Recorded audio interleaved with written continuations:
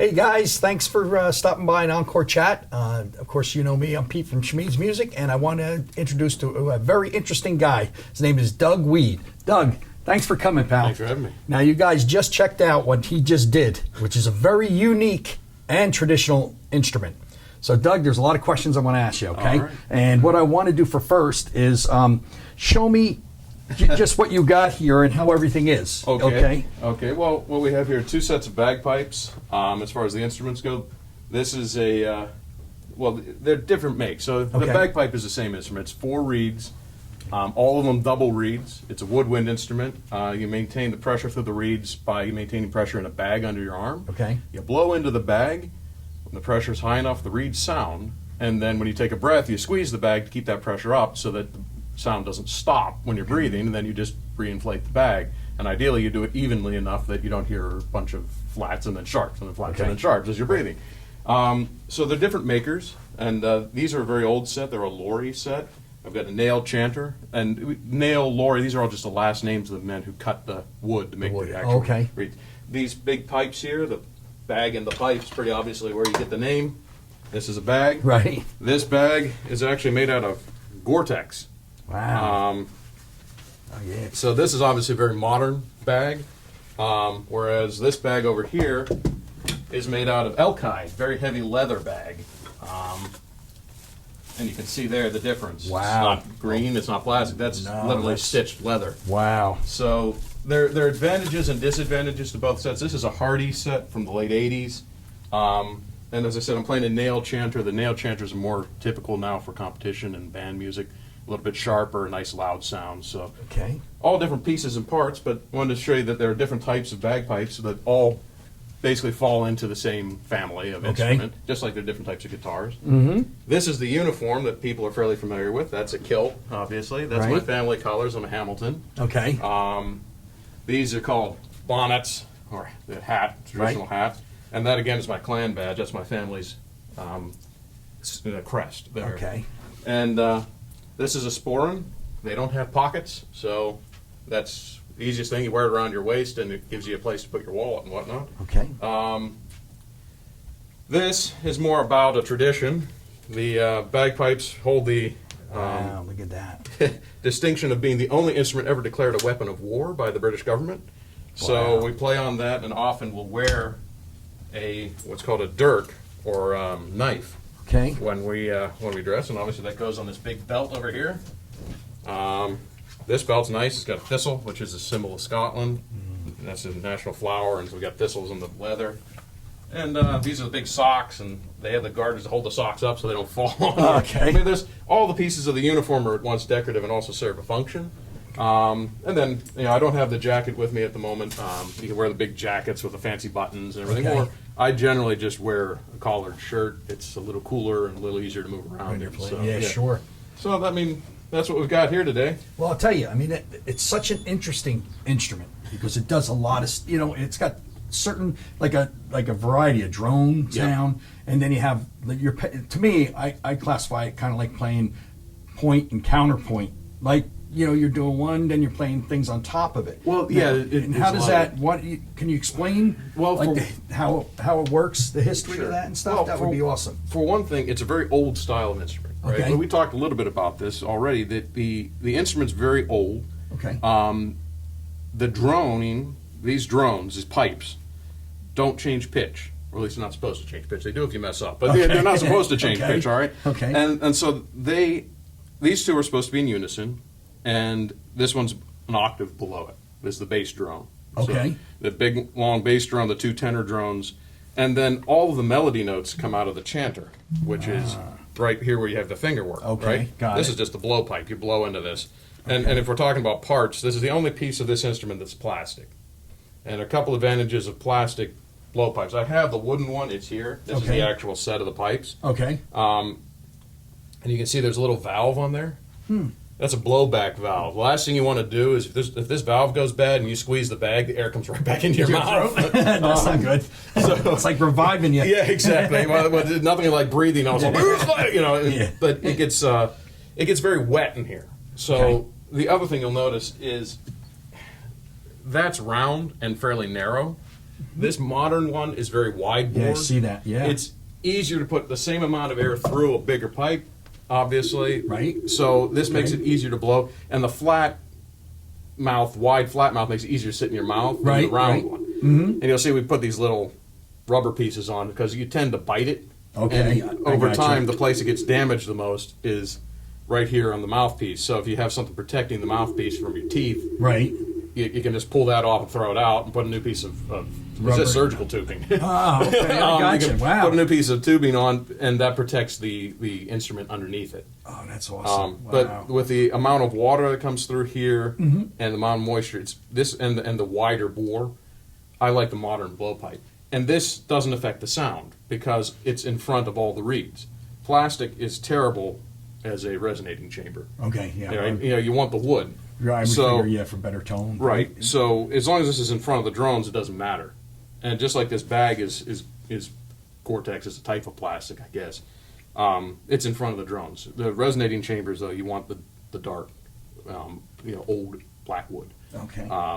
And these are all very old, heavy blackwood drones, and that's why you get the nice resonant sound out of them. Wow. Just like any other, and the wood affects any acoustic guitar. Exactly, any acoustic instrument, clarinets to oboes. That's probably the closest kind of representation for this to give the you same kind of sound chamber. How long have you been playing? Let's start from that. Okay, how long have I been playing? I am now 36. I've been playing since I was 9, so you can do the math. I've been playing a while. Wow. I played a lot when I was younger. I competed a lot when I was younger. I played with a band at Carnegie Mellon University in Pittsburgh, and it was good for me. The band helped me because they had a travel budget. I just had to go with them. Oh, that's right? good, Daniel. Okay, sure. And so I could compete. In the morning, I'd compete solo. In the afternoon, we'd compete with the band. So I was competing all over the place, but it was because I had the advantage of basically a travel budget, right?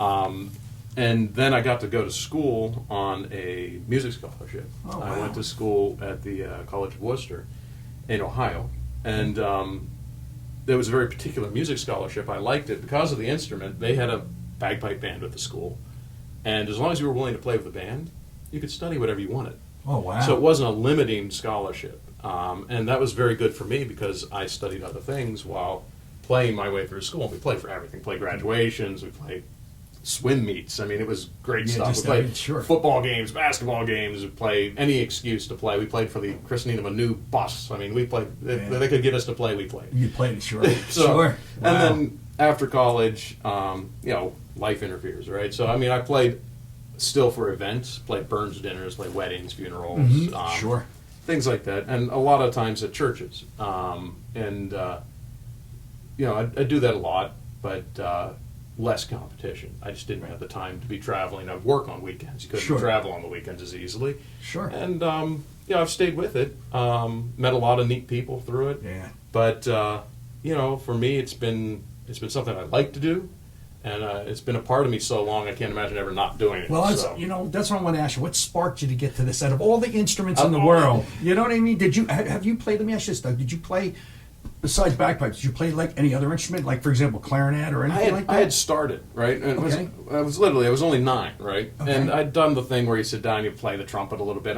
My parents had given me a couple piano lessons. Like I knew music and I liked music. Okay.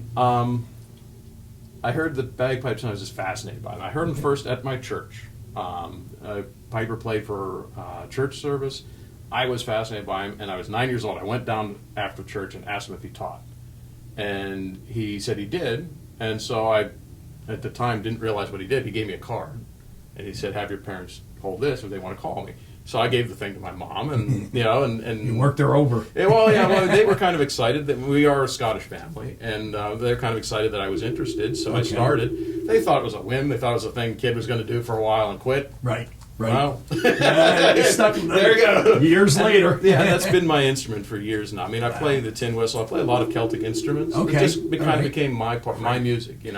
Well, what's so great about this too, and you know what, and guys, I always try to push this about when I talk to people learning to take an instrument and everything. Even today, whatever that instrument might be, if once you learn music in general, if you can and play something, you can make money at it as a side job, right? I mean, I can look how much you. Well, I met you when you were playing. You know what I mean? I was playing the gig. Yeah, and you can do it as a side job. And I've played so many times where it wasn't. And this is just for me. It was about the money. It was about loving the music. Right, and just playing and you get a lot out of it. Money aside, you get a lot out of it.